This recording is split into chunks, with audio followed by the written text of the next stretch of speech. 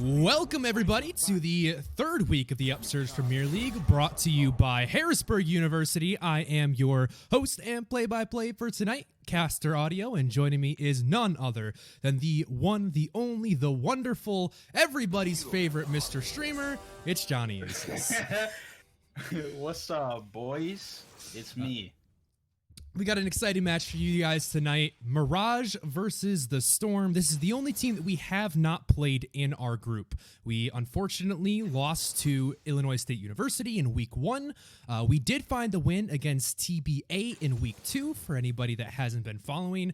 And Mirage, they had a bye in week 1. They also lost to Illinois State. And now this is our first match against them. So the winner of this will kind of have that hold on the second place spot for now, right under Illinois State. So big match for us, but we're going against some really star-studded rosters too. Hiami, one of our former junglers, so obviously he's great. Robbie Bob, one of the best players in the scouting ground circuit, at least as of last year. Dragoon also up there. But we're getting through this draft. Let's talk a bit about it, Johnny. Harrisburg looks like they're going for the comp they did last week with the Camille Graves and Galio, and it worked out pretty well. Oh, no. Was it Fiora? Yeah, it was the Fiora instead of the Camille. So yeah. Harrisburg's going for that, and I'm not really sure what Mirage is going for on their side. Yeah, I do see some comfort picks for Dragoon, specifically up there in that top side. He is known for his Jax. It's a very scary Jax. We'll see how Speedo is able to match up into it. Hiami as well has been known to play pretty well on the Kindred. And this is a very late game scaling composition, but it's one that I think actually works pretty well against Harrisburg's comp, because we see already the dive buddies for the Storm. You have the Camille and the Galio, who are just going to be able to stack on top of that Rakan and create havoc in the back of team fights. But when you're going up against things like the Cassiopeia Miasma and the Kindred's Lamb's Respite, that gets a little bit more difficult when the backline just doesn't die. Yeah, if Camille can find the ult onto a target and Kindred's around, you could save them from all the CC and from them just getting absolutely one shot between all the CC and damage that Harrisburg does have.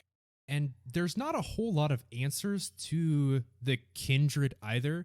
Like a Moz will be able to, if he can set it up, time that taunt for when the Lamb's Respite falls off, and that can be pretty effective, but there's no like Gragas or other way to knock any players out of that Kindred ultimate. So I would definitely keep your eyes on Hiami, especially in these team fights, because that Lamb's Respite can make or break this game. It's going to be really interesting to see how they play the side lanes too, because both Camille and Jax are split pushers. They like split pushing, and Harrisburg has the Galio ult and the Senna ult. Senna ult global, Galio ult's pretty global to support the side lanes easier, and Mirage doesn't really have anything to help the Jax unless they're close by. Yeah, it's a good point. I do think there is some more agency on the side of Harrisburg with those semi-globals. You also have to factor in the Senna being able to provide both damage and shielding in a very large area across the map. And I think that Harrisburg is more set up to win through Speedo, win through that top side. When you're looking over at Mirage, they have some eggs in all of the different baskets, but it's really their late game 5v5 where they find their power. For Harrisburg, it's very clear that with the Senna in the bot lane, they are looking to spend all of their focus and all of their resources on getting Speedo ahead on this Camille. And that's a pretty viable strategy against the Dragoon, because if you leave Dragoon to his devices on Jax, he will make you regret it. So Harrisburg going to be looking to attack that top side this time around. We are going to go into a very short break, though, as these players get into game and we get all the audio and stuff synced up. So don't go anywhere. Game 1 of this best of 3 is coming right at you.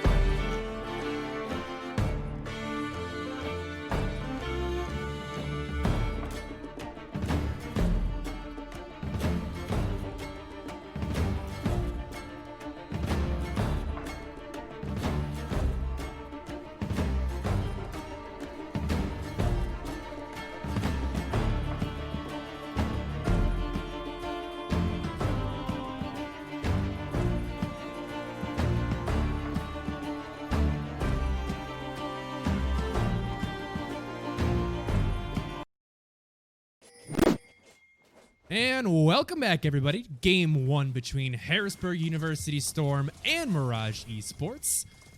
Already, lots of pings coming out. It looks like HU might want to get a little bit spicy. They're moving out as a 4-man unit.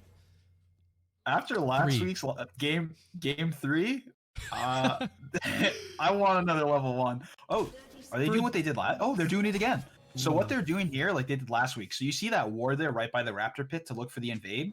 What they did is they dashed over the wall, so they have no idea they're there. They didn't get spotted by a ward.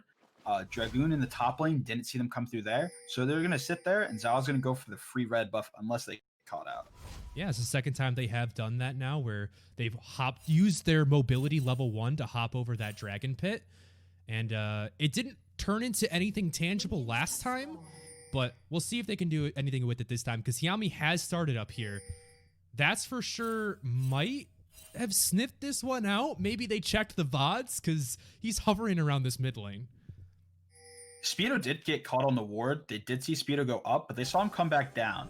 So maybe they know that the other two are there, but they for sure know that Speedo's lurking around there. Oh, well, we'll see. Dragoon might bite off a little bit more than he can chew here. Here comes a grand entrance. He does get a counter-strike onto 2 members, but he's exhausted, and he has to flash away. Here comes the flash from the taunt from Lycamaz, and that's the first blood gifted with a bow over to Speedo. Yeah, it was really well played from HU again. They didn't know the other two were there. They saw the Camille coming up, but they're going for more. Now they've gotten the play, but can they get out after the fact? That's for sure has roamed up. A teleport in from Dragoon to rejoin the fight. Zyle, he's falling a little bit low. Robbie Bob has to flash away in the 1v3. Zyle's going to pick up that kill. No buffs have gone over. Everyone's still level 1, and the 3-man knockup from Loop is insane. Now Harrisburg, they smell blood in the water, and they want more. No flash on Dragoon. Speedo is going to find the knockup, and Harrisburg are so close to picking up these kills. Zyle has to walk away as Mirage are able to retreat to the safety of their turret. All bless the level 1s for Harrisburg University.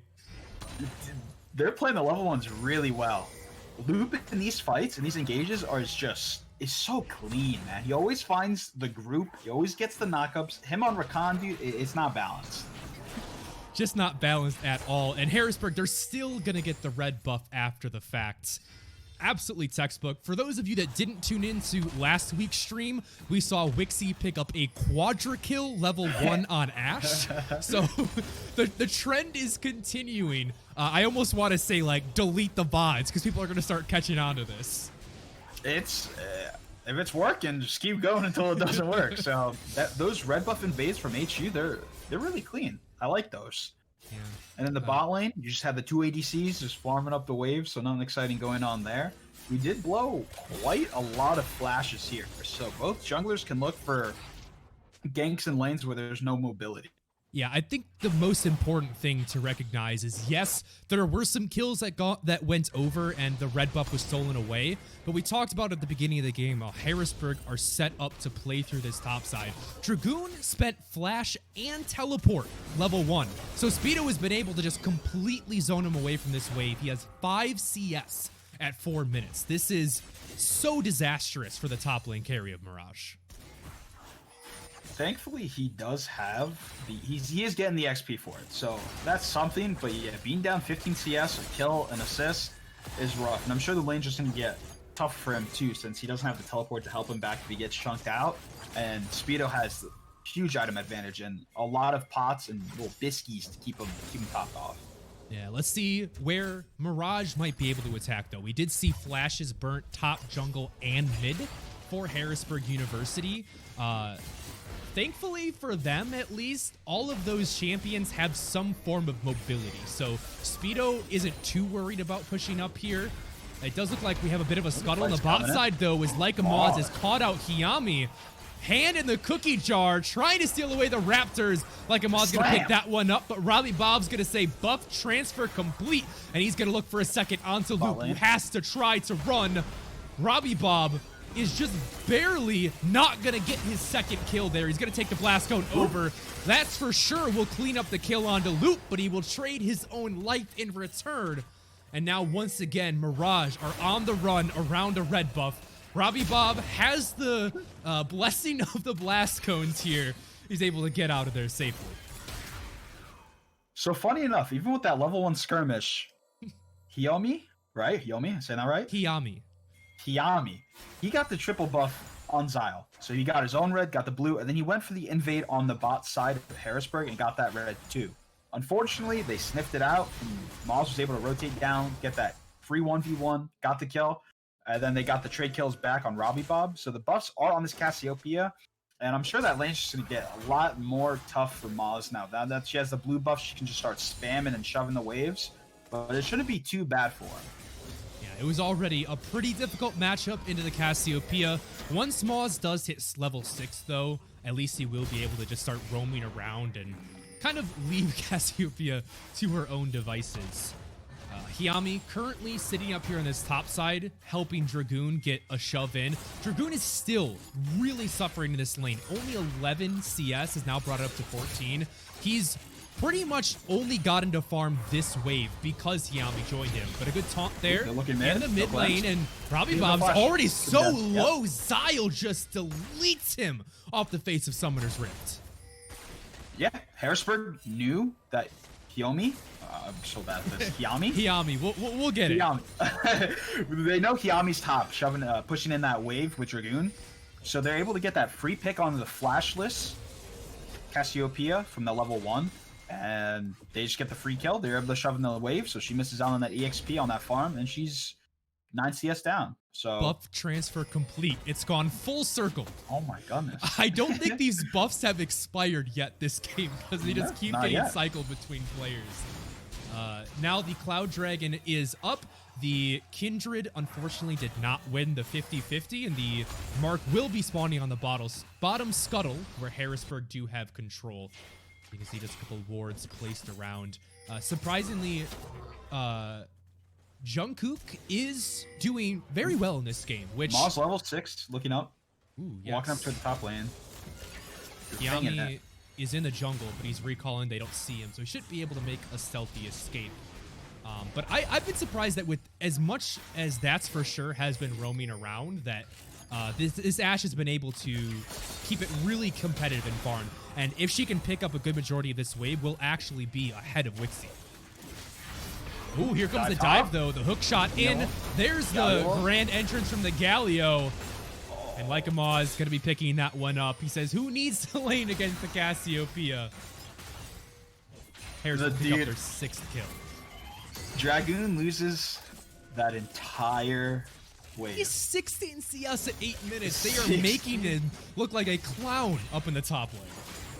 Yeah, that's Harris. They're doing right. They're picking one lane and they're suffocating out to make sure that he can't do much. They're weakening one side of the map, and their bot side of the map, they're not playing toward it at all. And it's relatively even. Down 6 CS to 12 CS. It's not too bad. So you take that. Yeah, you can tell how calculated this was from the start as well. You know, it wasn't just a random red buff invade that Harrisburg went for because they thought they might get some kills. Xyle and Speedo were really trying to force that vertical jungling that gave Speedo so much confidence to push in every single wave, take every single aggressive trade, because he knew that his jungler had complete control of that side of the map. Now, Xyle going to be starting up this Rift Herald, and if they can get that top lane turret is almost certain to go down. Looks like Hiomi might be trained for the Drake. The first time there. Hiomi? Yeah, you got it. Hiomi. Ooh. Okay. Ooh. That Sheen proc did a lot of damage. I was surprised.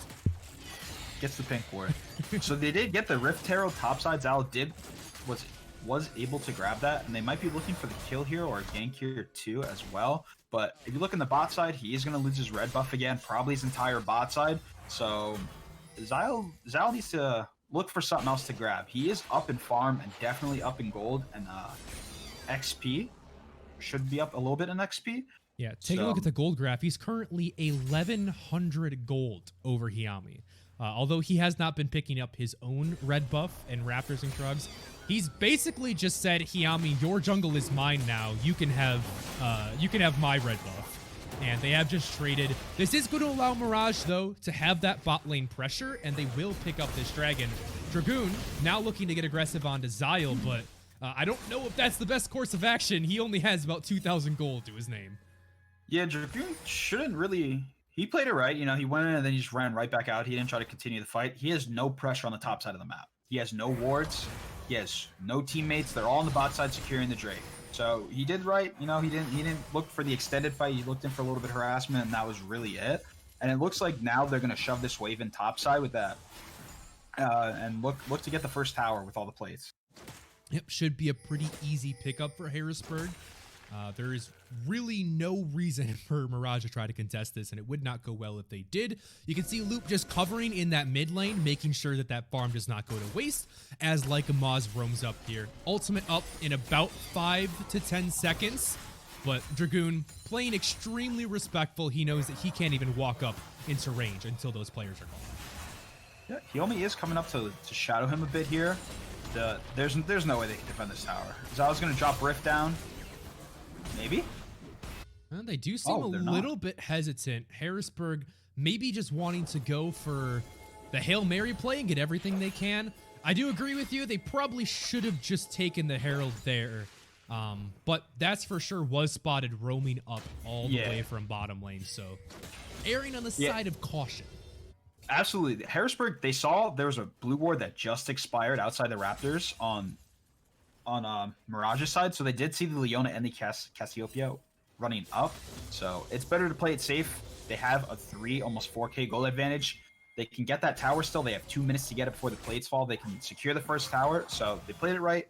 It looked like it could have been a little iffy, so they just fell back as a mid-fight's breaking out.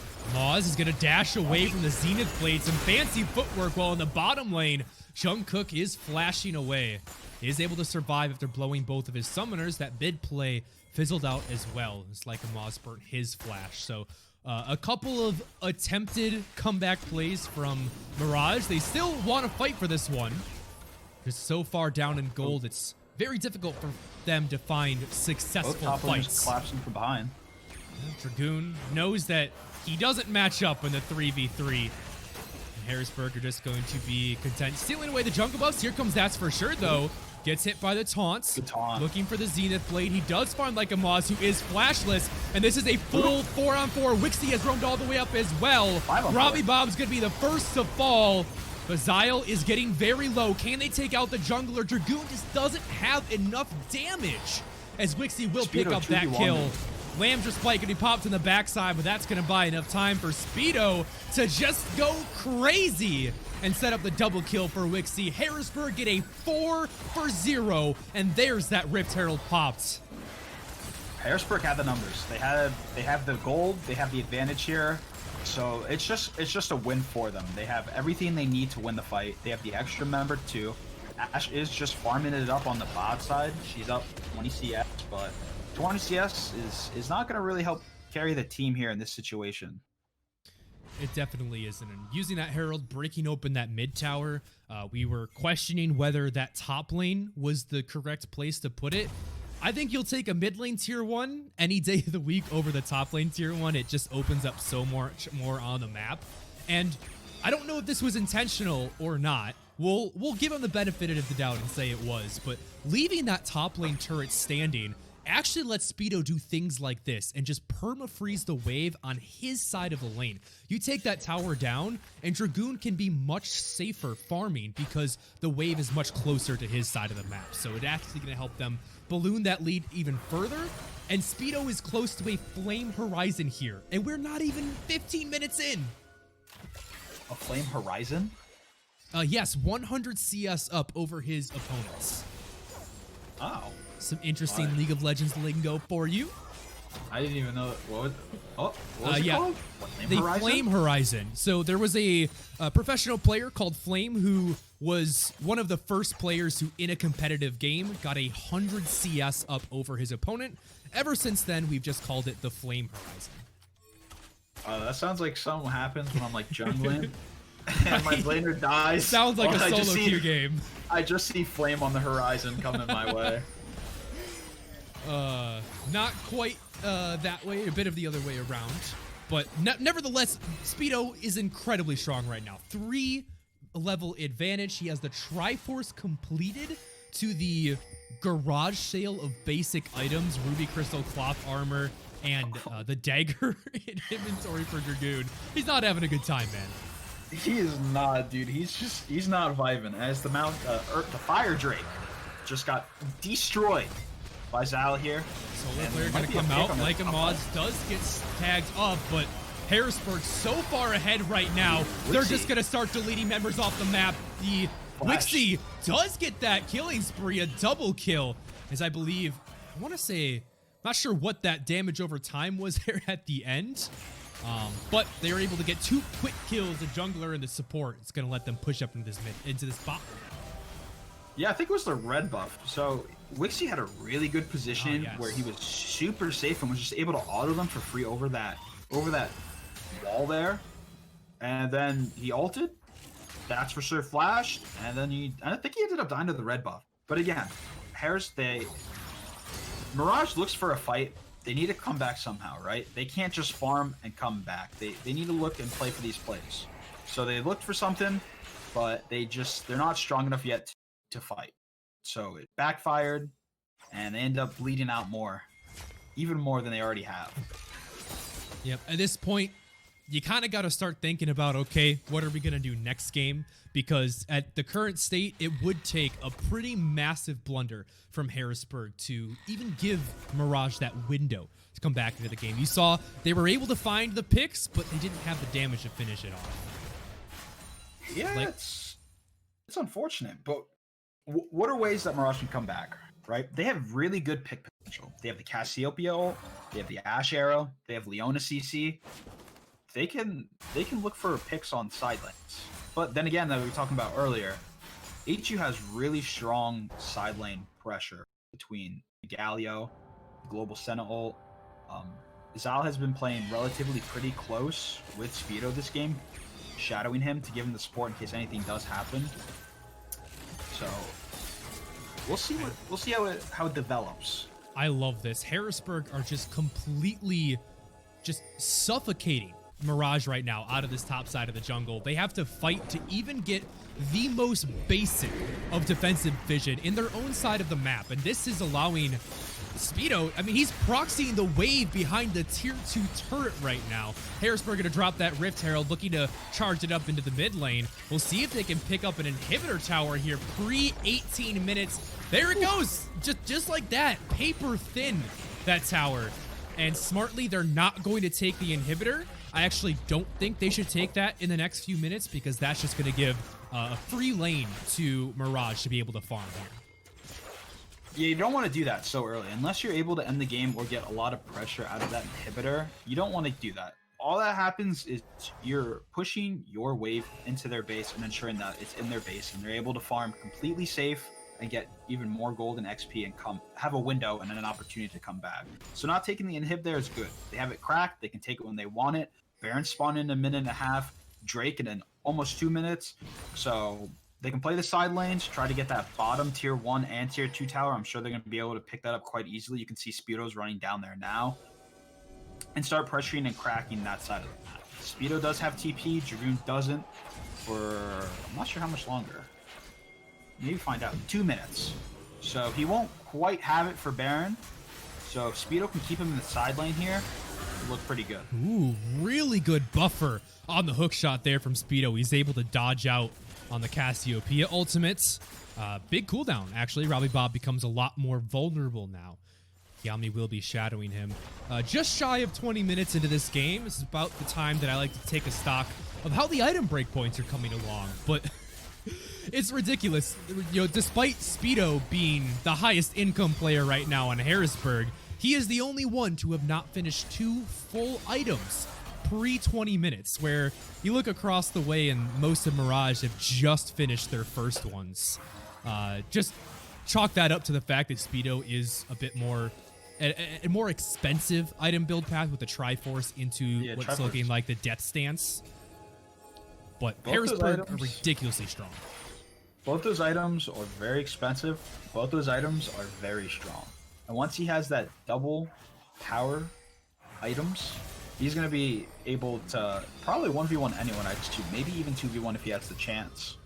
But I think any 2v1 he gets will easily turn into a 2v2 in his favor. Again, through the globals between either the Galio, Zyle Shao, and him.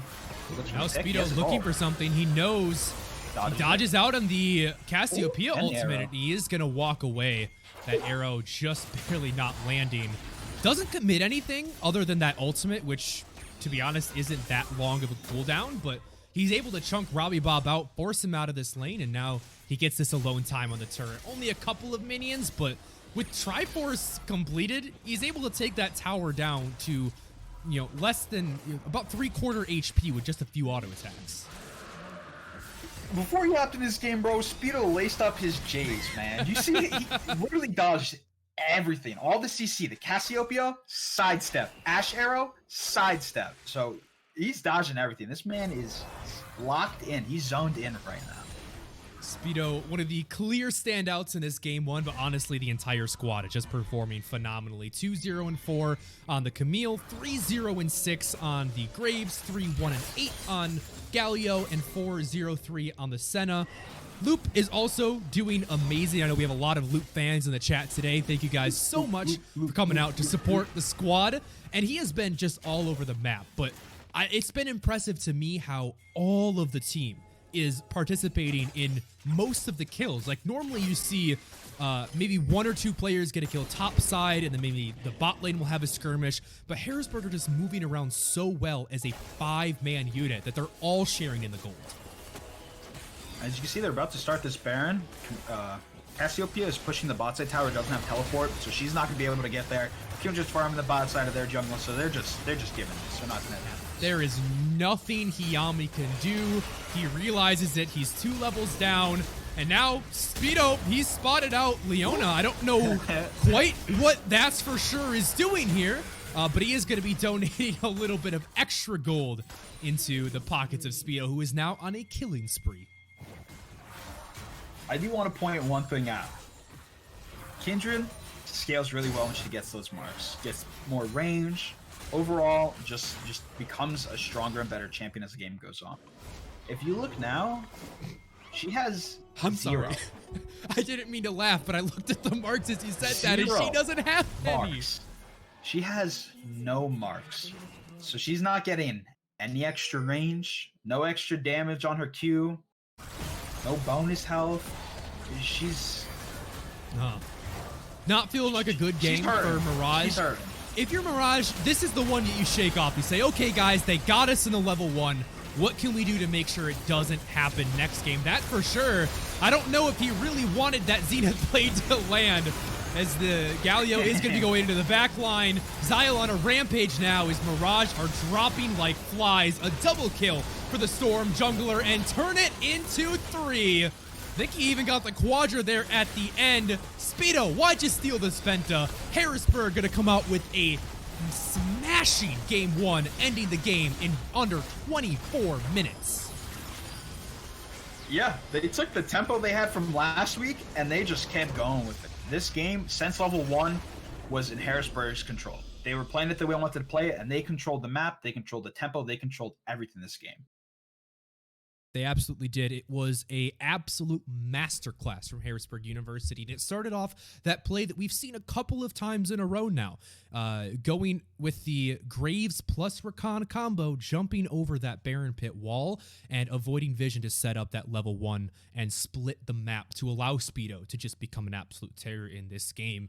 It's worked for them now 2 weeks in a row, and you got to think that eventually teams are going to start catching on. We'll be keeping our eyes on Mirage and how they can adapt their level 1 in game number 2, but this is series point for Harrisburg. That was a very quick game. Feels like we didn't even really get to watch anything, but Mirage have to be so much more careful now because one more loss and you are out, and that will, this is early in the season, so it's not going to mean too much, but you definitely want to start stacking up those wins head to head when Harrisburg is the team you're competing against for that second place spot. I think the second game will be a lot better, though. I agree. Go ahead. Do your break. You do you. We are going to go into a short break as these players get ready for game number 2. Don't go anywhere. If it's anything like game number 1, you sure as hell won't want to miss it.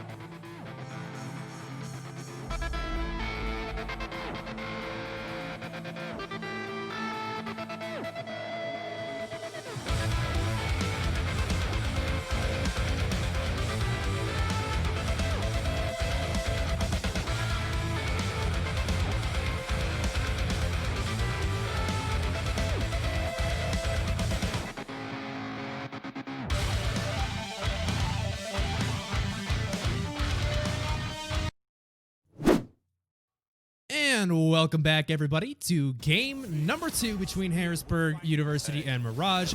This is the week 3 of the Upsurge Premier League, and we are coming off a 24-minute masterclass from Harrisburg University.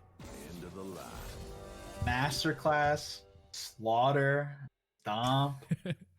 Break open the Choo-choo train. thesaurus. How many words could we use to describe that? Because it was honestly just immaculate. They, from level 1, just had the run of the game. Yep, they did the classic level 1 invade that they've been doing since last week as well, that I noticed. And they were able to play through Speedo through the top side. Bot lane stayed even, which you love to see when you're playing top side. Your bot lane's not losing; they're staying even. Really nice to see. Nice to see. Going into this draft phase, though, nice to see. It is Nice nice to to see. see this draft phase here between the two teams. Now, these teams did draft through Pro Draft before the client, so this wasn't the pick order, although Mirage did first pick that Ornn. So that was an interesting one. We see a swap from Speedo going from his signature champion in the Jax to Mirage saying, okay, maybe we should slow down a little bit. Give Dragoon, sorry, not Speedo, Dragoon, something that can survive a bit easier in the lane, because obviously Harrisburg are putting a lot of attention into trying to snowball Speedo. And in response, Harrisburg is going to put Speedo on another scalar to match. It's going to be the Gangplank. Yeah, if you know that Harrisburg is playing top side and they're doing it well, give your top laner a pick that can survive and that can still be useful if he's down 13 CS, like 8 minutes in, 10 minutes in, was it? Something crazy like that. It was so crazy that I don't even remember. It was a lot. But interesting developments. It is going to be the Jinx and the Lulu coming through from Mirage. So they're not only swapping their philosophy in the top lane, they're swapping the philosophy for their entire roster. They're saying, okay, we aren't going to go with that safe side bot lane. We're going to try to give Jungkook something that can really carry. And if we can get to that late stage of the game, which last game they weren't even close, but we can chalk that up to a really rough level 1 for them, then they're going to have a ton of DPS with things like the Yone and the Jinx with a Lulu backing them up. Yeah, when you got that Tremendo coming in, and if Robbie's able to get a nice engage, and that's for sure is close behind and able to get a huge knock up there, it's going to be a lot of good CC coming out from Mirage. And this game is definitely already from the draft shaping up to be a bit slower paced from both sides. We see a lot of the scaling coming through. We've got the Ornn, who obviously is just going to get more and more effective as the game goes on. Even on Harrisburg's side, instead of going for some of the more aggressive picks, they opt for the 5v5 team fight. They get the Trundle to try to counter that Ornn. They've got the Orianna, they've got the Ashe. It's a very front-to-back game this time, which is interesting to me because you always have to look, when you're looking at some of the top expected teams, at how flexible they are in their playstyle. If Harrisburg can only play the split pushing Speedo top, invade red buff at level 1 and snowball, then that becomes very easy to prepare against for teams once they realize what's going on. But if Harrisburg can come out with a win with this composition and say, hey, we can play the fast and heavy top focused game, but we can also play the late game front to back scaling, that's where your opponents really have to start getting worried, because then you don't know which Harrisburg you're going to see on the day. I'm really interested to see how Harrisburg does with this comp. Last week, they won with it, but they did have that insane level 1 that just pushed them into a giant advantage early. So I want to see how they can play and slow it down and play control the objectives. Whatever team gets the earlier Drakes, it's going to help, because you're building up that extra win condition, that extra timer on your side. So if that mid game starts looking kind of iffy for you, you're able to give up some of those Drakes and play for the later ones and scale even harder. All right. Well, we know what we want for these two teams. We are going to go back into that short break so we can get synced up as these players get ready for game number 2. Harrisburg University is up to match point. They walk away with a win here, and they have clinched that second spot, at least for now, in their group. So don't go anywhere. Game 2 will be right anywhere. Stay where you're at.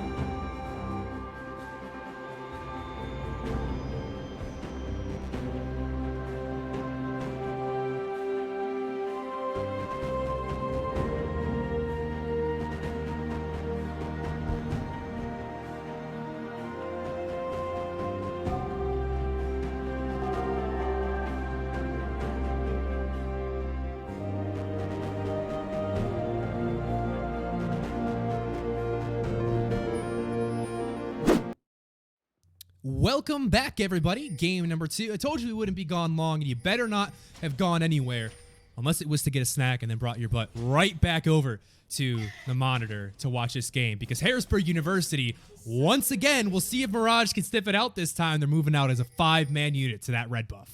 Ooh, here's that same level 1 they did last time. Let's see if Mirage did their research and know what they're looking for here. And it looks like they're being spotted out, so we're not going to get that insane bloody level 1 like we did last week. Yeah, I honestly, at this point, I feel like Harrisburg should expect that this is a known play, and they should be leaving like at least Speedo, maybe 2 members up towards his top side, because you can see Hiyami, he didn't even try to go to his red buff. He just is immediately hovering around the top side. He says, you know what, if they're going to take my red, then I'll just go and counter invade, and we'll just split the lane, or split the map.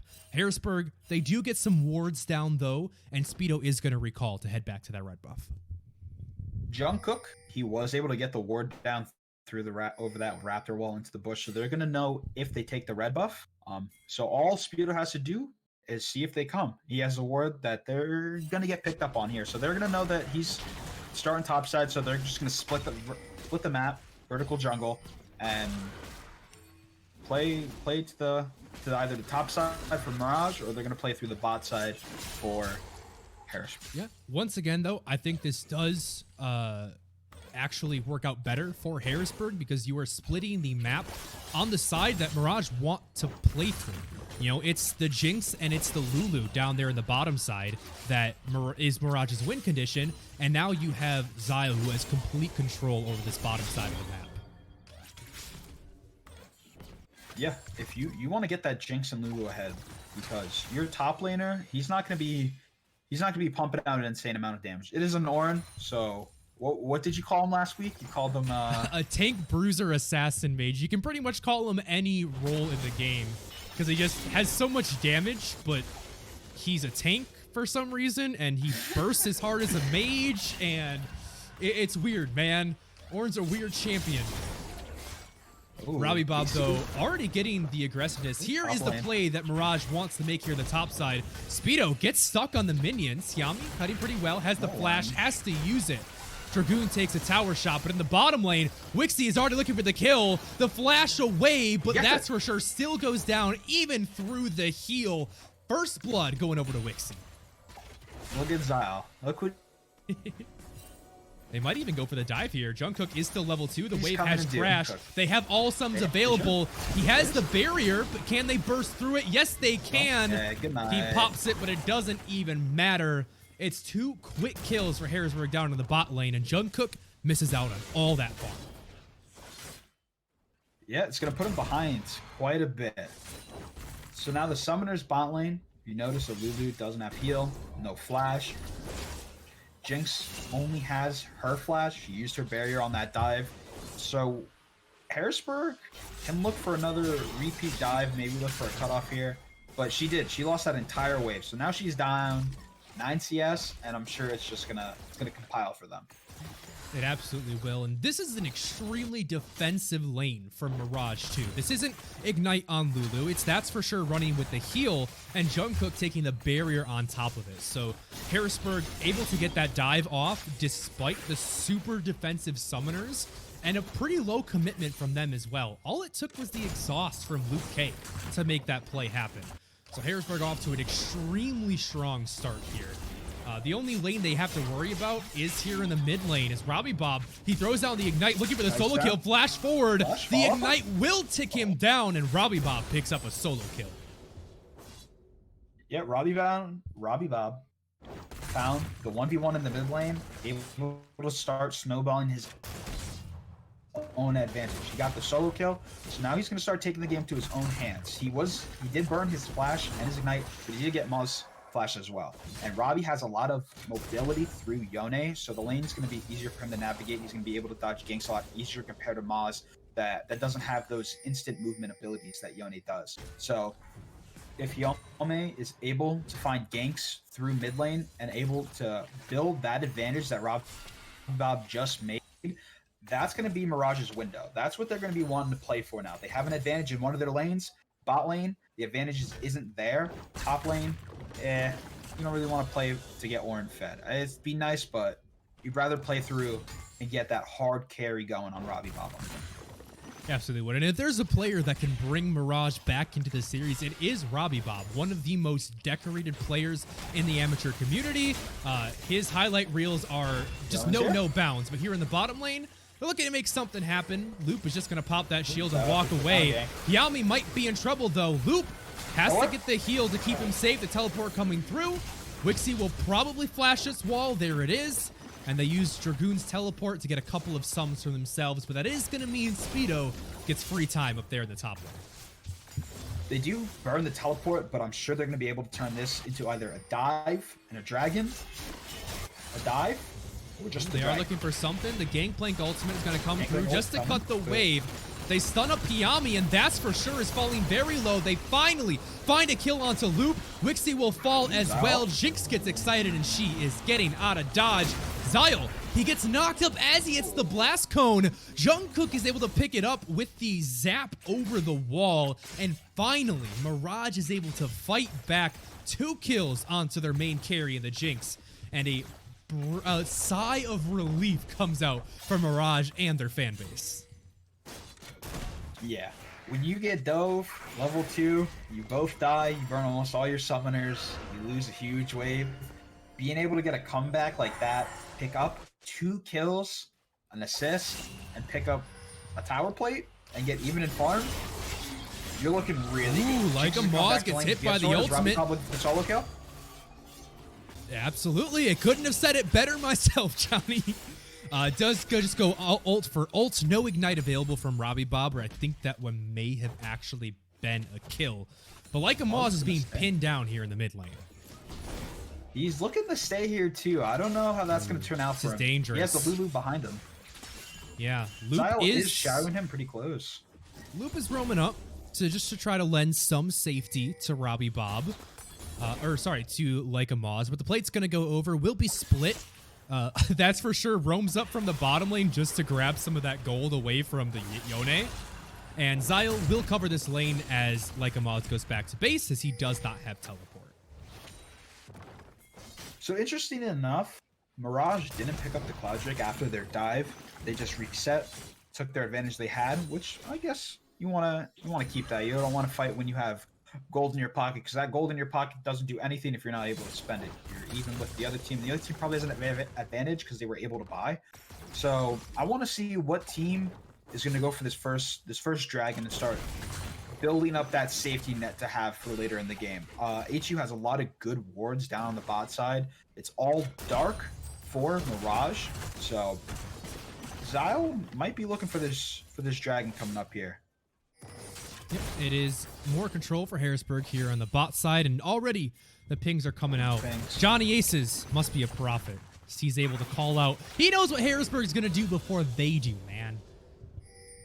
And it should be a pretty easy take-up for them, too. Lycamaz has the mid priority, so he's able to roam over and help out his jungler. And Hyami just going to try to trade it for the Rift Herald. Speedo has to be careful here, though, because the lane is pushing away from him, which will leave him a bit exposed. He has the flash. We'll see how he's able to do, if he's actually able to crash this wave. He only does have his ult. Ornn has his ult up. There's a lot of CC that can come out, and he only has one succulent orange to break one of the CCs. So if he times it right, he might get out, but he knows that they just got ripped, so he should be looking at here. He has no pressure on the top side. There comes the Ornn horn, and here comes the the play. Hyami lands the swirl seed, and the ultimate not going to come through quite yet. Hyami not pulling the trigger, probably just realizing that Speedo had the oranges, and so there's really no use to even pop that ultimate. No, but they did get his flash out, and that's a pretty big cooldown. So Hyami, if he wants, will easily be able to come back and regank, and should be able to lock him up this time, since all he has is the orange, and she doesn't have his flash to get out. But we'll see if they're able to punish that, as Zyle is just going to help zone Jungkook, and that's for sure away from this tower. Speedo has been doing a pretty good job, despite having his flash blown twice now. He has still been able to stay even and even ahead in farm without giving really anything up. It's still impacting the rest of the map too. Now here's the play in the mid lane. Robbie Bob finds Lycamaz. A shockwave gonna come through, but there's the wilting lullaby from Hyami. Loop is gonna do his best to try to keep him alive, but it's just not gonna be enough. Harrisburg will trade a kill back though. Can they make it too? As that's for sure. He's slowed up, and Wixie's gonna take him down. The volley coming in from downtown to grab that kill, and Harrisburg turn a play that could have been pretty disastrous into a 2-for-1 trade. Yeah. Mirage invested quite a bit there. Not a crazy amount, but a nice amount. They invested the Herald mid, and they weren't able to break the tower, which they probably would have been able to do if that play didn't happen. But they did get the plates. They got the plate gold, and that tower is very low. So once those plates do drop here in about 2 minutes, 3 minutes, it's going to be able to be sliced down by Robbie. Unfortunate. Dragoon in the bottom lane here. He tried to pull this wave so that it would freeze in front of his lane, but he walked into the brush a little bit too early, and he lost control of it, so the entire wave crashed. So that will bounce out away from him. I like the attempt, Dragoon. That was just an unfortunate use of the vision there. Didn't mean to cut you off. I just found that entertaining. Oh, you're good. I cut you off all the time. It's revenge. It's revenge. That's pettiness, dude. Now, Harrisburg posturing towards this top side of the map. They have brought Wixie and Loop up here. There isn't really any objectives to play for. It's an interesting swap. I'm curious as to what they're trying to get pressure over. But here in this bot lane, the exhaust's going to come through. That's just from the Summoner Spellbook out of Dragoon. Not too big of a deal. He just wanted to get that one out of his inventory. And, yeah, I mean, there were still plates in the bottom side for Harrisburg to pick up, but there's just as many plates up here in the top side, so they're shifting their players around. Well, I think after... Ooh, hang on there. Ooh, the arrow. Not going to turn into anything, actually. There's nobody there to follow up, that's for sure. Has been walking up really aggressively so far in this game. Speedo's going to use the oranges for a little bit of HP, but Robbie Bob will still take him down. Lulu will have to flash away from that shockwave. And Harrisburg is going to get control over this top side, looking to rush down that first turret. They do run out of a wave, though, as those plates offer a lot of extra armor. Dragoon has the wave, but he is one man against 3. Actually, Harrisburg's backing off here. They don't have any wave, and so they're just going to reset. So no threat of the first turret coming in. They're losing their mid tower, though. So I'm surprised they didn't try to at least make the trade. They knew where a lot of the members, if not all the members, were on the map. So I'm surprised they didn't try to I think they really 2 plates and tower gold into the pockets. Wixie. They probably want to, so recognizing that they don't have the wave to actually break down that turret, they saw that the dragon is going to be spawning here in about a minute, and they wanted to make sure that they could get a reset off and get back out onto the map to set up for that one. I agree, they definitely wanted to get those plates back for themselves, and probably the first turret, but the wave just wasn't in, the wave just wasn't prepared for them. Now, though, they are going to have that control around the dragon, so we'll see what they can do with it. Interesting enough, Mirage sent their bot lane back top with the Drake spawn in, so it looks like they're gonna, what's the word? It's on the tip of my tongue here. Not opposite of contest. Opposite of contest. Not contest. Professional casters here today, Harrisburg University. There's a way to say give in a really fancy way. Concede. They're going to concede. They're going to concede. Johnny Aces broke out the dictionary. quick little Bing search right there. That's a new vocabulary word for any students that are looking to write any papers this week. Concede, the fancy way of giving up. Yeah. So they conceded it. Baron do pick up the dragon, though. Not the Baron. Not quite on the map quite yet. But that is the second dragon for them, and it will be the Ocean Soul this time around. They are in a prime position to force the Mirage to fight them for that third and fourth dragon. Again, I said it earlier. They're able to get this safety net behind them with the 2 drakes control. So in the next 5 minutes, if things go really south for Harrisburg, they can just be like, all right, boys, stay back. Let's farm up. They're looking to make something happen, though. The Lilia ult's going to land onto 2. Loop is going to get polymorphed, and he will eventually go down. Robbie Bob finds 3, but he goes back to his soul. Wixie putting in the damage, and Zyle is just tanking up in the front line. Robbie Bob flashes forward for his double kill, and now Harrisburg is on full retreat. Hiyami's going to find Wixie, and Speedo tries to make the hero play, but Dragoon has been keeping Like a Moss busy this entire time. You cursed it, Johnny. You said something might go wrong, and Mirage find the fight they need. They get some kills, and they're going to be able to pick up that Herald. Your very first caster curse. I'm proud of you. I didn't curse them. I gave a possible future that could happen, and it happened. We call that the caster curse in the industry. It's all your fault, Johnny. Harrisburg played that perfectly, but because you said something might go wrong, they lost it. But now I look like a prophet because I predicted it to happen. So now my 5 head gets even bigger. That's your second prophet prediction this game. So you got that going for you. Harrisburg lost a lot there. I want to know how much gold they just lost, because now they're down 5k. They lost top tower. They lost their bot tower. They had their mid tower break down earlier. So they get 2 towers over to Mirage. It's a lot of extra global gold in the pocket. They picked up 4 kills. Bunch of waves. So now Mirage has a nice lead. So now if they can transition this into more objective control, and they're able to snuff out HU and keep them contained back by their tier 2 towers, they're gonna be in a really good zone. See if they're able to make something happen here. Robbie Bob is a target, but him and Lily are very fed. That's a 3-man lullaby, and the teleport's got to come through. My God, the wombo combo, and blink and you'll miss them. Harrisburg University is gone.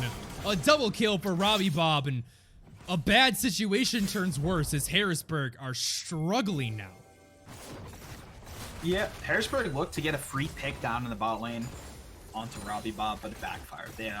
Mirage had a lot more of their members in their squad down there, and they're just this time, they have the advantage on their side. They have the gold lead on their side, so they're able to really just win these fights. Robbie Bob, he's up. How much gold is he up? He's 4K, Too much. nearly 4K up on Moz here. So he's a monster. He was able to snowball that lead he got on that solo kill early on and snowballed into this tremendous lead that really helped bring Mirage back into this game. And we find ourselves in a similar situation to game 1, but with the rules reversed. It is 18 minutes that mid lane inhibitor turret has gone down, this time in favor of Mirage. And it starts to beg the question, in a potential game 3 scenario, we've seen both teams come out incredibly far ahead of their opponents. And that really just makes this series so interesting, because it almost feels like Harrisburg are being pretty reliant on that level 1. I'm tiptoeing around my words here because I'm employed by Harrisburg University. But when they get those level 1s off, they're able to consistently snowball their leads. When they're not able to make them happen, though, they have been looking to struggle a bit. Yeah, they didn't get as juicy of a level 1 as we've seen, but they were able to split the map in their advantage. And unfortunately, when the teleport and the dive came out bot, a lot of that advantage they had in the bot lane. Robbie Bob, he's looking for some more plays. He gets back over the wall, and Harrisburg are trying to retreat. Dragoon was looking for the flank, but Wixie is trying to run him down. Can they actually find him? The flash, they find the Crystal Arrow, but Harrisburg, are they stepping too far forward? Dragoon takes forever to kill, and now Speedo is in trouble. He has to flash away. Robbie Bob does not have any way to get into this fight. All of the engaged from Mirage is down. Maybe Hyami can find the lullaby. He does get it onto the Ash. Teleport coming through, and Robbie Bob is godlike. He takes on the jungler. Like Amaz able to trade a kill back, but Mirage is tearing through this team fight. Jungkook gets a double kill to bring him into a rampage, and Lilia Hyami will clean that one up. An ace for Mirage Esports, a 5 for 2. And they have their eyes set on this top lane. The Baron spawning here in just a few seconds. I don't know what happened. I'd have to watch that again. Harrisburg looked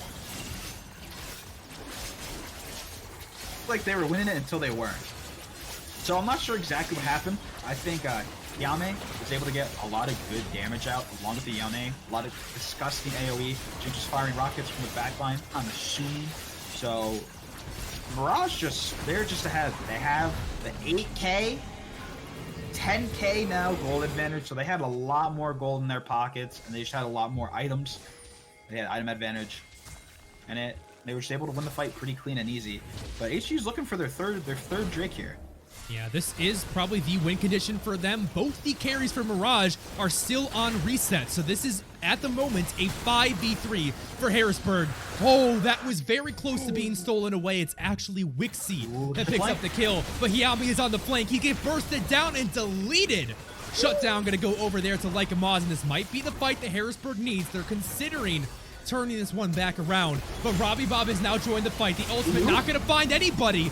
The Ornhorn coming out as well. It will just land onto Wixie, and Harrisburg, they have the health bars. They can keep going. The retreat from Mirage is cut off by the cannon barrage. Speedo is going to fall to Jungkook and flash forward for Robbie Bob. A double kill already for the Jinx. Robbie Bob finds a third, and Harrisburg, they thought that this was their window back into the game, but that window was slammed in their faces by Mirage Esports. Baroned up, wearing purple, and marching into their base 21 minutes into the game.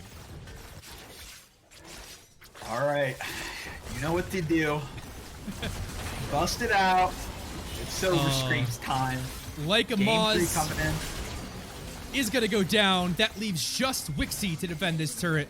A couple more members of Harrisburg are spawning, and so it looks like Mirage are going to err on the side of caution. They're going to go spend their spoils of war.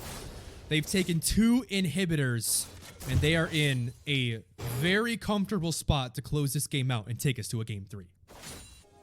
I'm queuing up the Silver Scrapes. Queue it up, baby, but not quite yet. Harrisburg might be able to have a chance to come back here if a couple more throws happen. But I'm not sure if this Mountain Soul will be enough to combat the lead that Mirage has.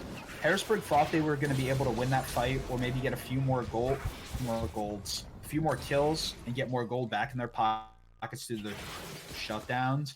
But again, Mirage just has such a huge advantage, and that gold is in the right pockets for them. The Yone, he's now up 5K. I think he's the highest gold member in the game, followed closely by Jungkook. So they both have a lot of gold, and they were both there, and they were allowed to fight, and they were the ones alive. And it worked. They were able to play the fight slow. They were able to let Jinx do damage over time. Robbie Bob was able to get nice chunks out. There's only one lane left to play through, and Robbie Bob gets a great ultimate onto the back line. He's going to go golden. It will eventually get taken back. Zyle has taken down Dragoon, though. The health bars are actually working out in favor for Harrisburg until Hiami joins the fight.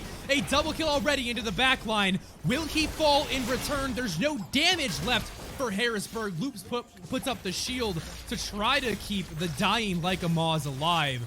But it is a 1-for-2, and Mirage are looking to end the game right here, right now. Harrisburg did it in 24 minutes. Mirage is looking to match that. They say anything you can do, we can do better. And Loop, he goes golden in the fountain. The zap, not quite time, but Jungkook takes him out anyway. Zyle just trying to be a nuisance here, but a double kill to end it out for Mirage. The teleport to come in, use all the summoner spells, flash those emotes, those masteries. Mirage is going to take us to a game 3. Yeah, we had a nice, strong stomp steamroll coming in from HU game 1, and Mirage had enough of it in game 2, and they had their own stomp. So now with game 3, all the money on the line, I'm very interested to see how both these teams are going to be able to play this and how the drafts are going to differ. Because it doesn't look like HU was able to have huge impact with their comp. They were able to get all the Drakes, but I think they gave up a little advantage here and there that Mirage played well and were able to snowball into bigger things. Yeah, and when we have two games that look so incredibly one-sided from completely opposite perspectives, you got to start looking at, okay, what were the differences? Harrisburg in game 1, they got the level 1, sure, but they were also playing a very aggressive composition that was built to have agency in the top half of the map and put Speedo as the carry. This time around, and I'm not trying to say that Wixie is not a viable carry because we have seen how good this player is, especially when he can get a lead, but their composition was a much more relaxed one. That they wanted to take a lot of time to scale up and look for 5v5s around big objectives in the late game. Unfortunately, their early game just wasn't able to get off of the ground, and they were so far behind when they got to that team fighting point that they no longer had the stats to compete against Mirage. So for Harrisburg University, the couple of questions I have is, are they going to go back to that top lane style? I don't think you can reliably say, hey, we're going to get a level 1 advantage and snowball it, but you can still go to that same play style of getting an aggressive counter pick for Speedo, setting up the top half of the map to do well, and playing around that jungle split that Zyle has been able to force 2 games in a row now. So we've seen 2 different comps so far from Harrisburg. One has done really well, one has done not so well. We'll see what they opt to go for game 3. We're going to head into that short break as these players get ready for the last game of the series. It all comes down to this. Mirage is 1-1 with Harrisburg University. We're going to queue up that silver scrape, so don't go anywhere.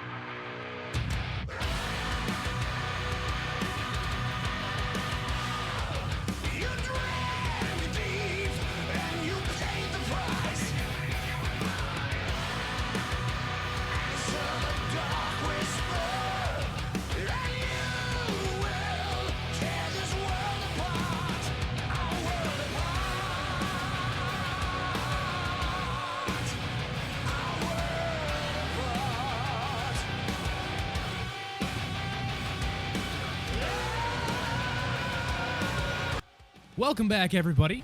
Sorry for the rough transition there. Professional streamer, by the way. We're back here into game number 3, Harrisburg University versus Mirage.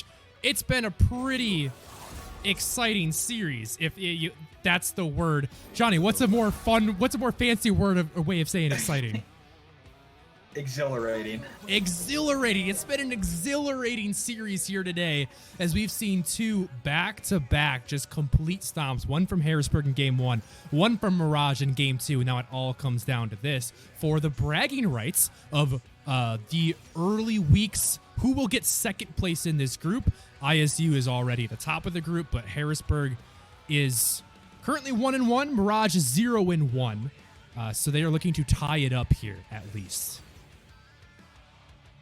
Yeah, we'll see how game 3 happens. I'm hoping it's not a stomp. I'm hoping we get that juicer game 3 that's exhilarating throughout the entire match, back and forth, as these compositions are starting to compile and starting to come to life here with the Aurelia, the top lane for Speedo, a carry that he can pressure with and get help with through the Twisted Fate in the mid lane.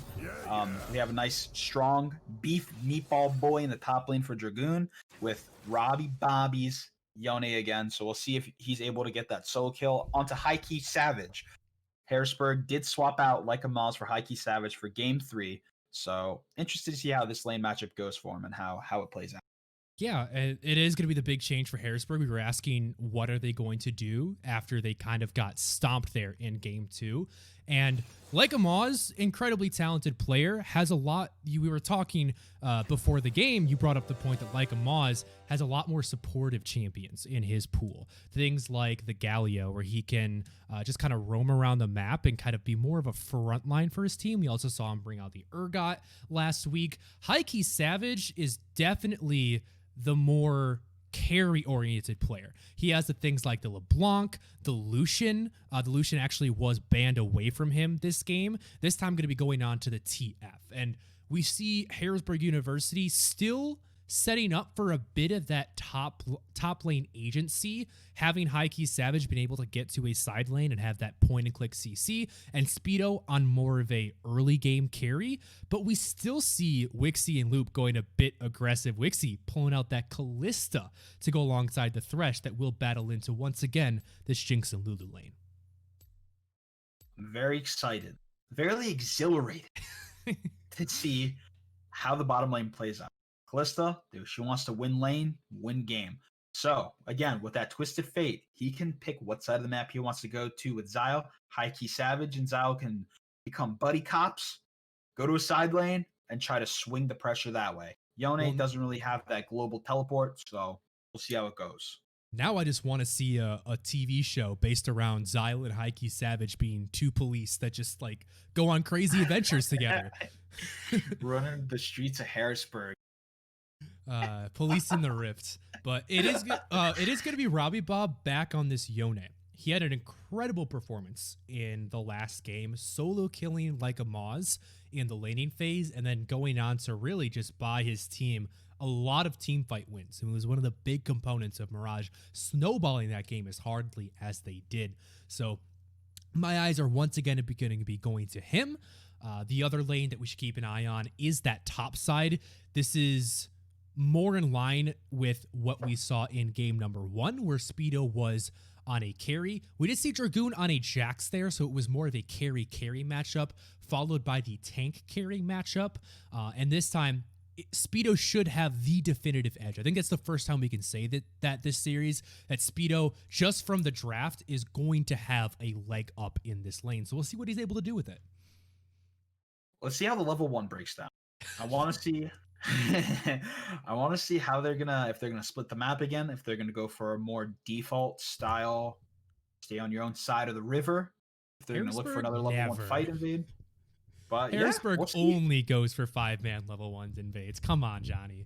We'll see what Harrisburg can craft up and see if they decide to do anything spicy. They could get an easy pick here between the Thresh Hook and a gold card. They might be able to find something. So excited to see See what they Live room by the up. level 1, die by the level 1. We'll see if Harrisburg is able to close it out here against Mirage, one of the more highly rated teams in this group. We're going to go into a short break to get synced up as these players get on to Summoner's Rift. Don't go anywhere. The penultimate game of this series is coming real soon. Doo-doo. Doo-doo. Doo-doo.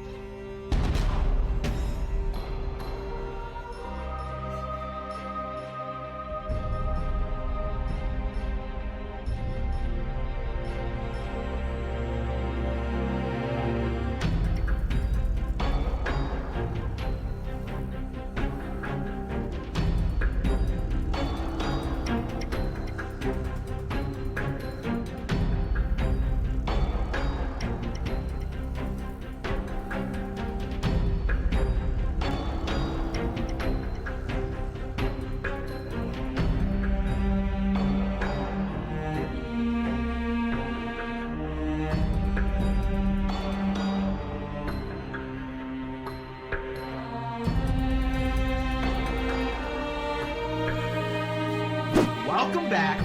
We got the spicy game 3 between Harrisburg and Mirage happening. Level 1 pings are coming down. Everything's on the line here. Get the poggers ready. Give HU the energy they need.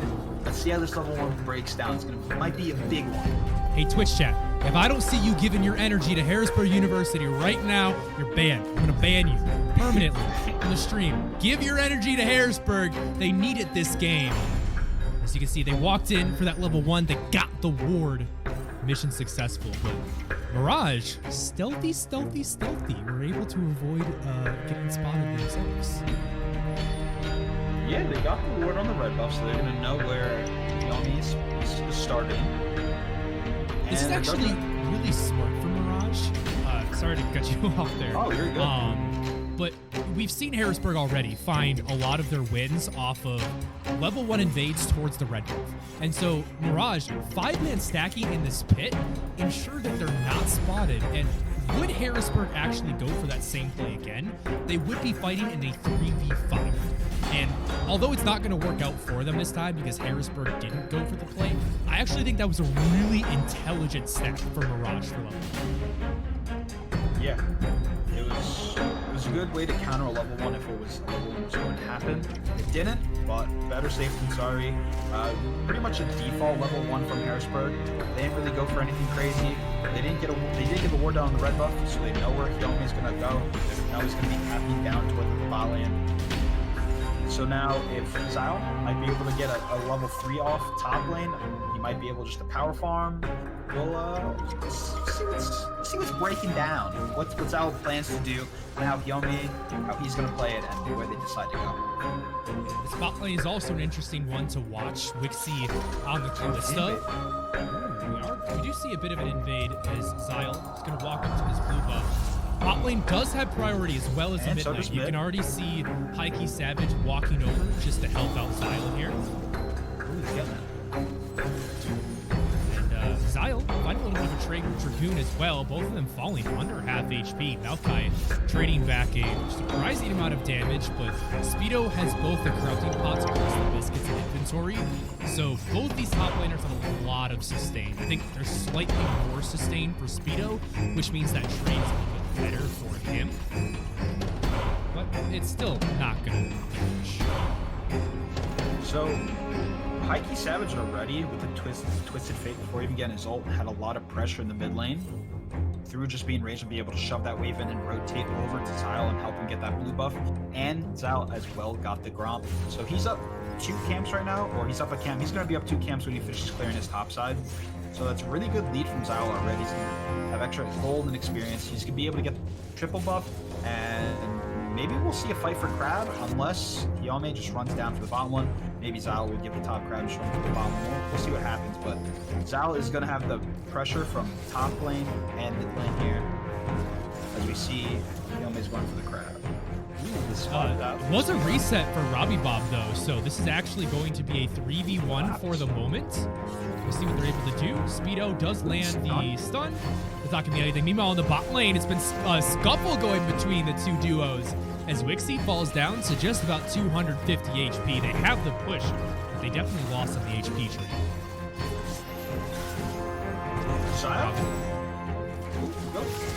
All you, Chief, take this away. Nothing's going to happen there. Robbie Bob just finds a little bit of chip damage onto Heike Savage. I was waiting for that big brain 500Q profit analysis from our very own future teller, Johnny Aces. Nah, crystal ball's still a little foggy yet. We haven't seen a level 1 pentakill, so we can't predict how this game is going to turn out. That is an interesting fact, though. Harrisburg picking up no kills on level 1. They've had a 0% win rate in this series if they have not gotten a level 1 kill. So that's something for Mirage to look forward to. Speedo is actually taking a lot of damage here in the top lane. Maokai, all tanks are basically the same, does have a lot of surprisingly early damage once Speedo gets some itemization, or can stack up the Conqueror like this. It feels a little bit better. But Ooh, he gets the first blood. He actually needed to make that happen because meanwhile, Yami is looking to chase him down. The flash forward, he does get the stun. Speedo gets a little bit of damage, but it will be traded back. Still though, first blood. We go over to Harrisburg, and now Hook in the bottom lane. Ignite gonna go through. Luke is going to play them away. And that's gonna mean that's for sure stays a bit safer there. Takes a bit of damage in return. Yeah, that Lulu and Jinx, such a powerful duo trade. Yeah, really good trade coming in. Ooh. Robbie Bob with the ult. Doesn't find too much damage. He has the ultimate available, but doesn't decide to commit it. And we see a pretty even game state so far right now. Not a whole lot has happened other than that 1 kill up into the top side. But Speedo will be coming back to lane with that BAM Scepter. So now he can trade into that Maokai to his heart's content, and whatever damage that Maokai does, as little as it may be, can just be instantly lifestealed back. Coming in with Zyle. Ults away. That's a nice cooldown to get out of him too. You get his ult down, that relieves a lot of pressure between Heike Savage and Robbie Bob. That lane is going to get a little bit more relaxed. Time being, Heike Savage. Speedo holding this wave as long as he can. He's taking a lot of mini damage to do this, but he wants to make sure this wave does not crash into the turret. Zyle coming up here, Dragoon now has to walk forward if he is going to get any CS. So, like, and this is fine for Speedo too, because, like we mentioned, he has so much sustain with the potions and the Vamp Scepter. This is an entire wave that Dragoon has lost. Yeah, Speedo. Maybe not the mid, maybe. Yeah, mid. On the tile. Can't get it out. On the pink for it. Yeah, I don't think anything can really come out of this one. I think both teams are just trying to be extra cautious right now. Obviously, in this Game 3 scenario, you don't want to be the one that makes that bad play and starts the snowball rolling down the hill. So a lot of respect from either side coming out.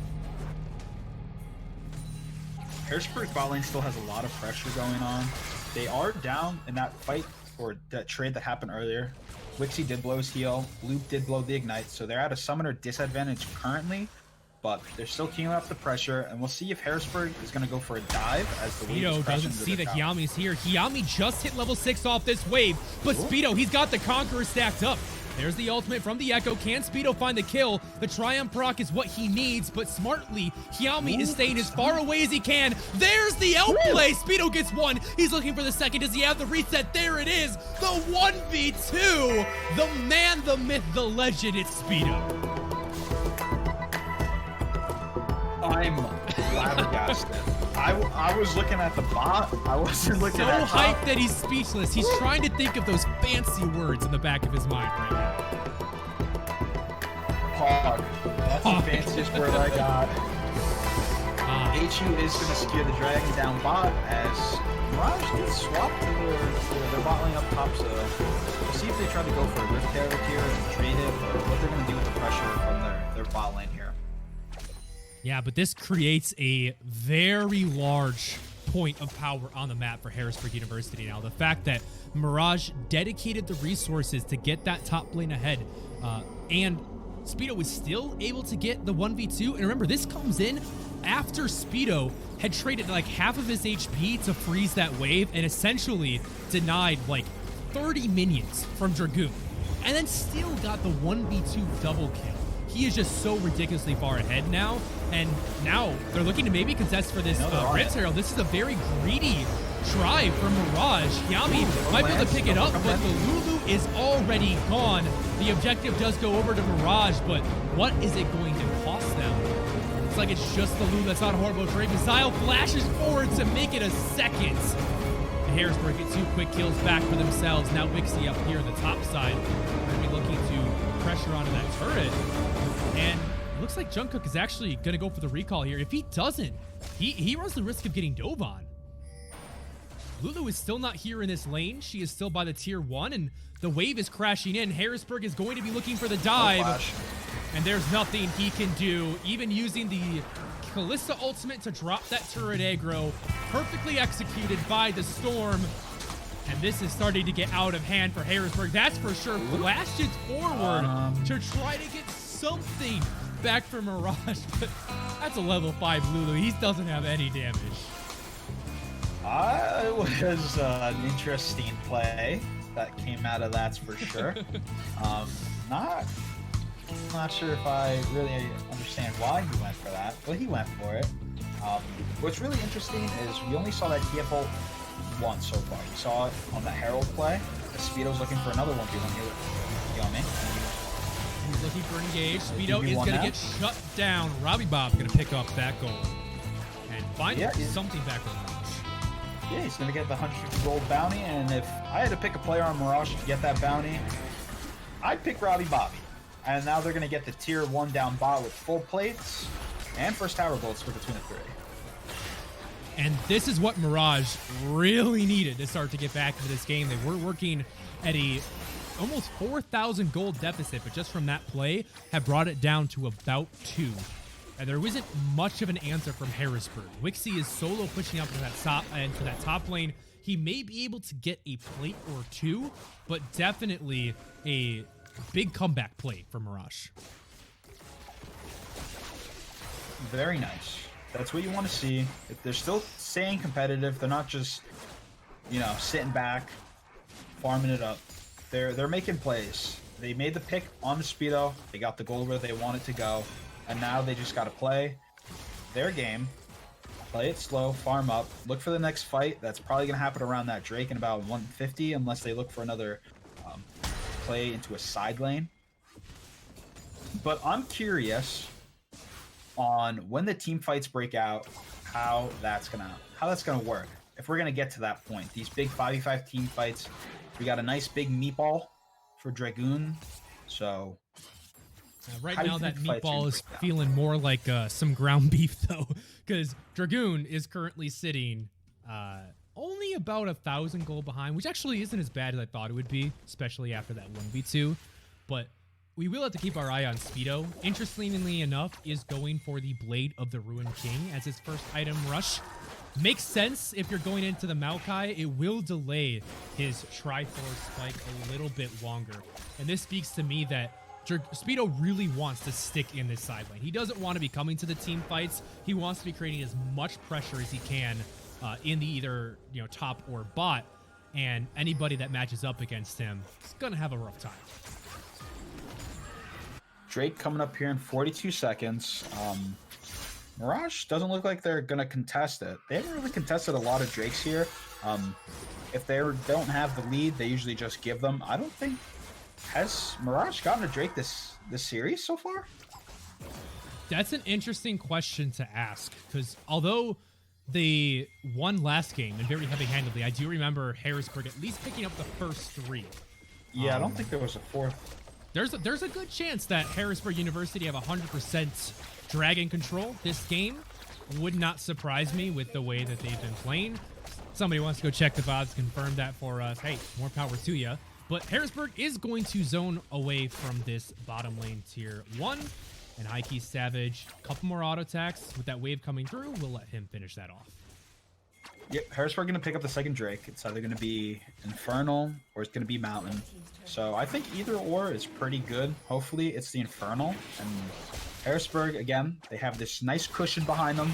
Unfortunately, they weren't able to use it last game. This game is a lot more even, and they have the advantage this game. So these dragons mean a lot more. As the Earth Soul is going to hit the Rift and change it up a bit. More damage is always more fun. But the shields, the shields will obviously be beneficial, especially if, in that crazy world where Mirage is able to pick up the Dragon Soul. Obviously, could never happen against a team like Harrisburg University. That's a caster curse. Mine was a prediction on a possible timeline. You're calling out that they can't do it. That's a curse, my friend. You're cursing them. No, we're just trying to give them that confidence boost they need. But if Dragoon is able to pick up that Mountain Soul, it does make him that really big, beefy meatball that you were alluding to earlier. Right now, though, Yami might be caught. Zyle didn't really realize that he was in that brush, but he's going to pop the Little Team Lullaby. Hikey Savage has the gold card available, but they don't decide to pull the trigger. They don't have information on where the rest of the squad is. Both Robbie Bob and That's For Sure were out of vision.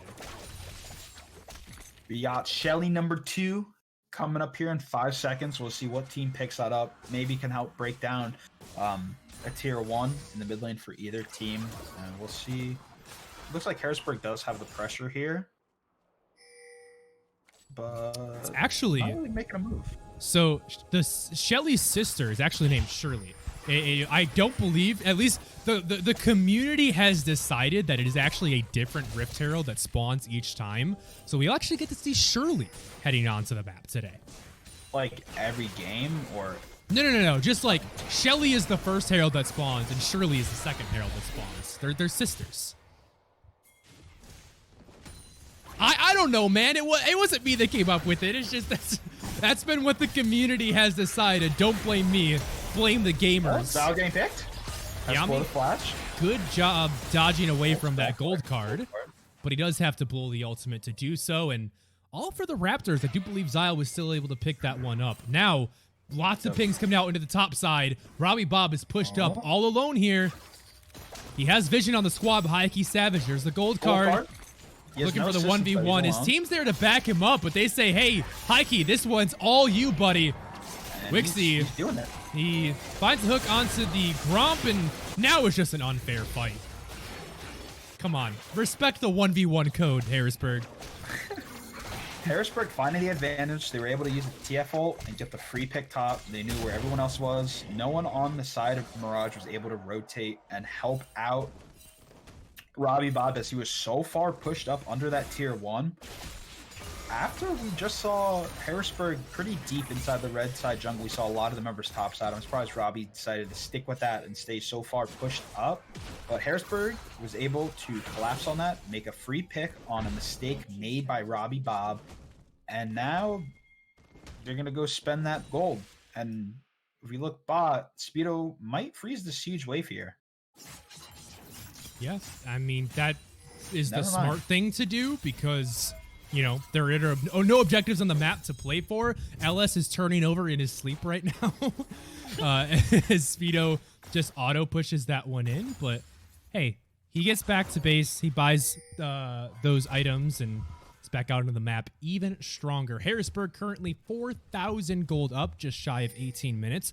We do see the second items coming close to completion. Heike Savage has already been able to get 6 stacks now on that Rod of Ages, as well as the Sheen.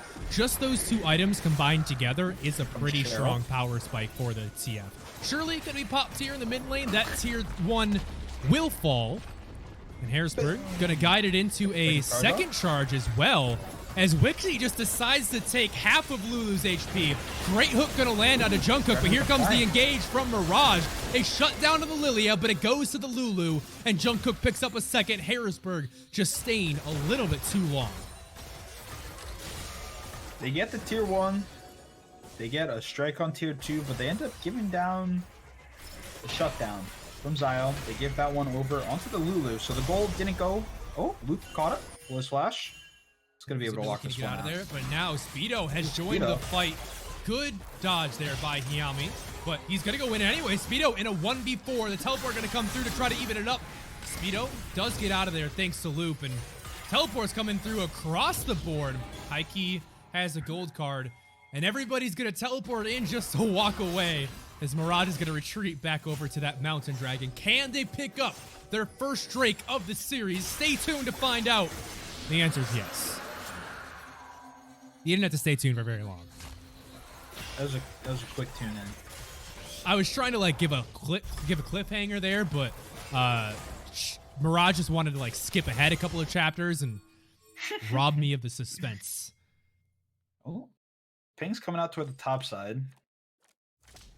Not really a whole lot to play for right now.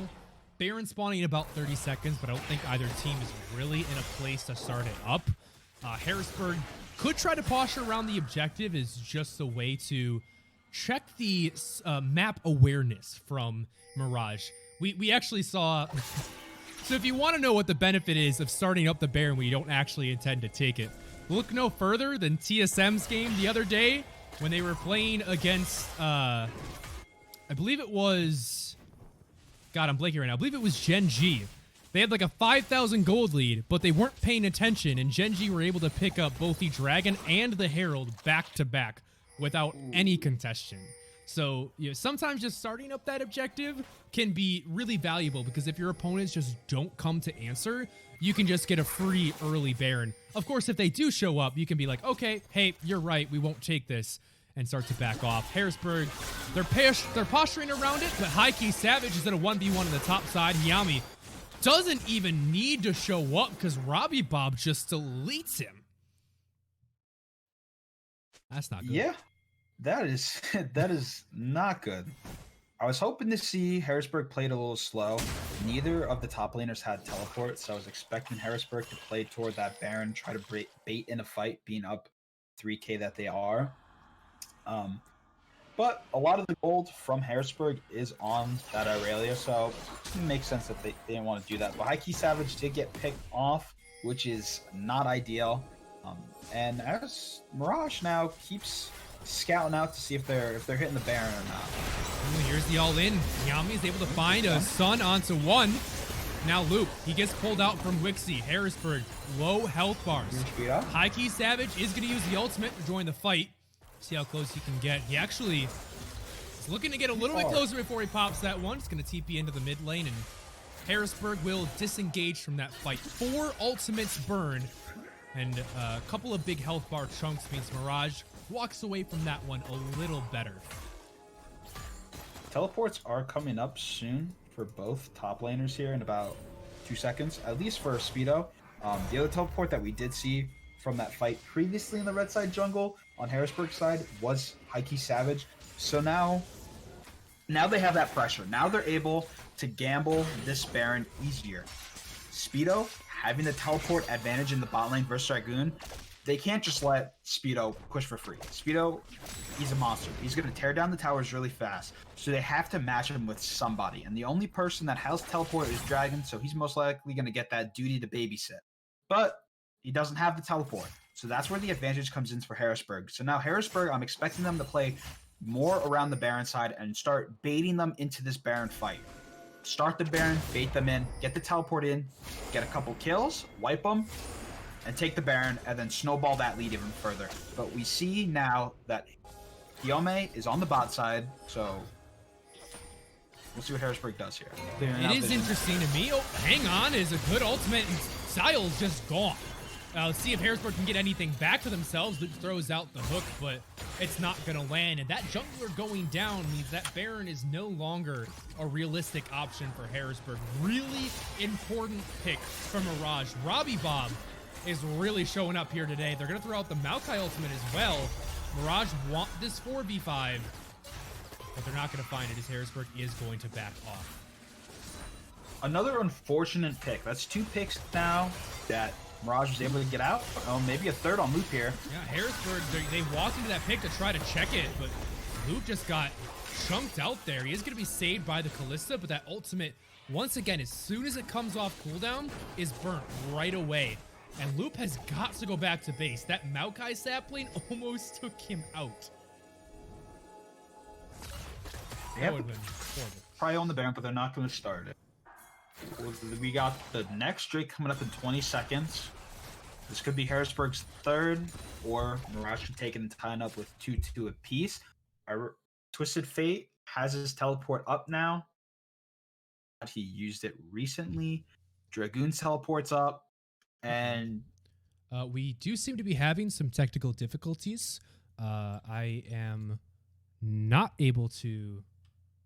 My game is frozen, so I'm actually going to take us into a short intermission until we can figure this out. I'm going to try to get this game back to you guys as soon as possible, so sit tight and listen to some pleasant League of Legends tunes. Should I pause?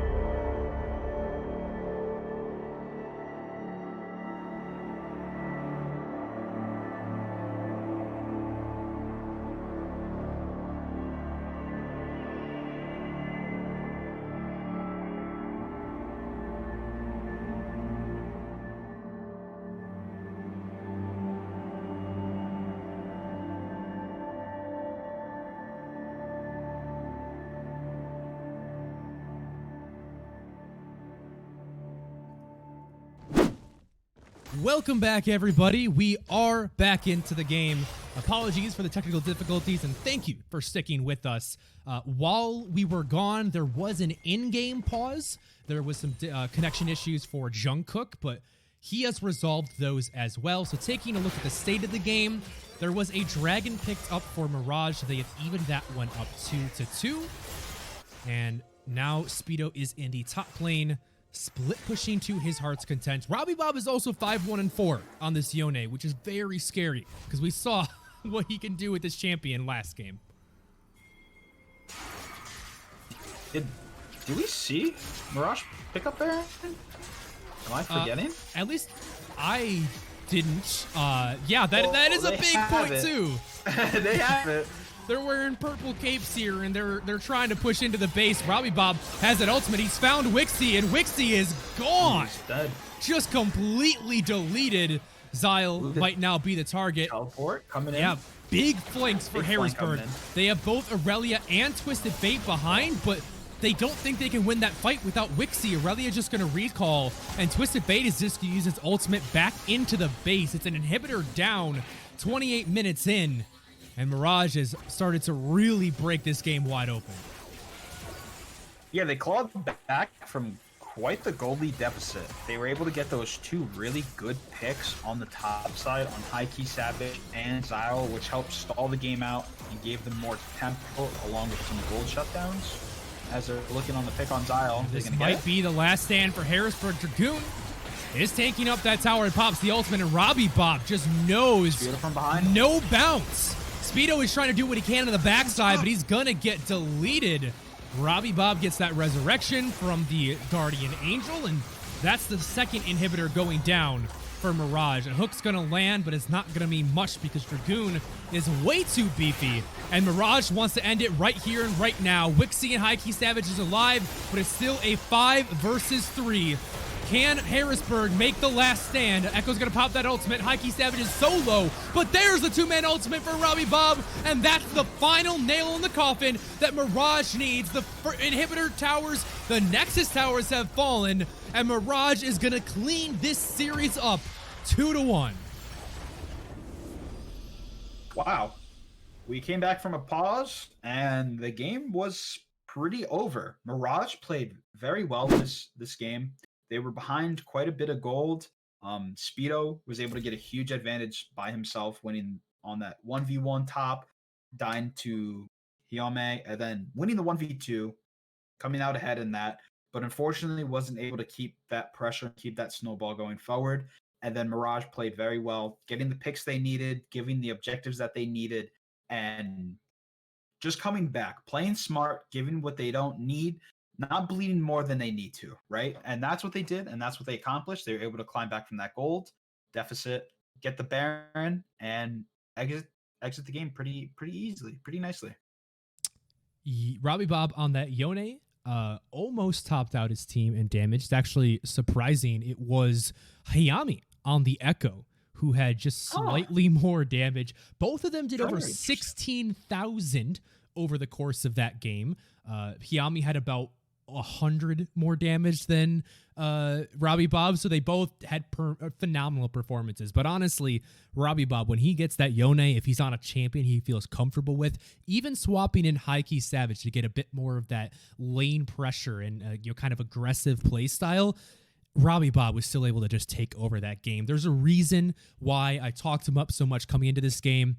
Game number 1 was a bit of an anomaly, but this is a star player for Mirage, and it's something that Harrisburg was not able to overcome this time around. We saw them put up such a fight, though. Like, Harrisburg needs to feel really proud for this one because this is not an easy team to beat, and you took them to game 3, and you made it really, really close. I especially want to shout out Speedo in that top lane, able to consistently get advantages for himself. His wave control was pretty immaculate throughout this series. There was multiple times where I felt like Dragoon was just put thousands of gold behind without ever dying.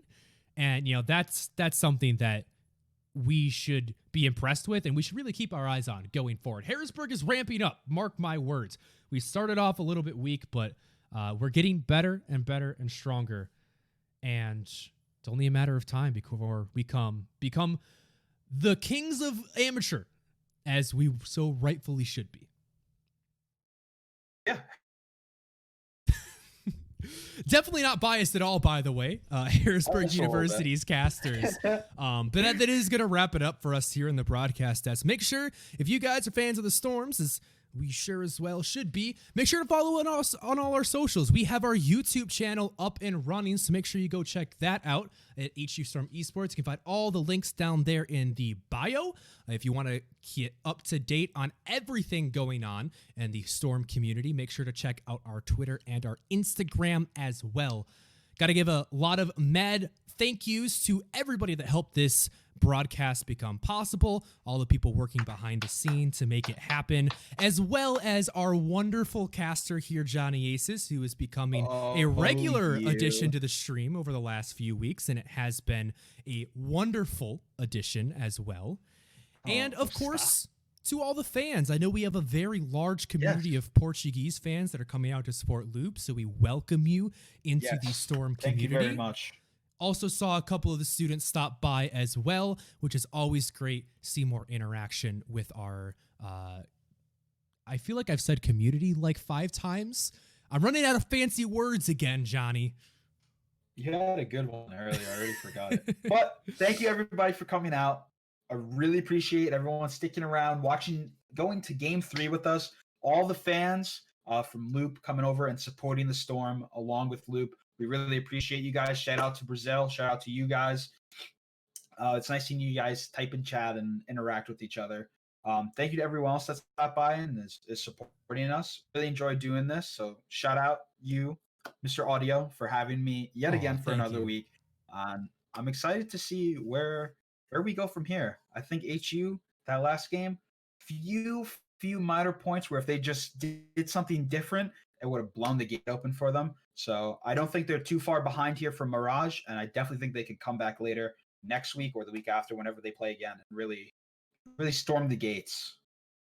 One last thing before we go, we are uploading all of our VODs onto our YouTube channel. So if you are interested in going back and watching any of the games that you might have missed, and maybe they're not up on Twitch anymore, make sure you go check out that YouTube channel. Drop us a follow, drop us a subscribe. It really just helps us keep doing what we do. We want to bring more content to you guys. But that is going to be all for us tonight. Good night, everybody. We will see you next week, and I hope you enjoyed the show. Sweet dreams.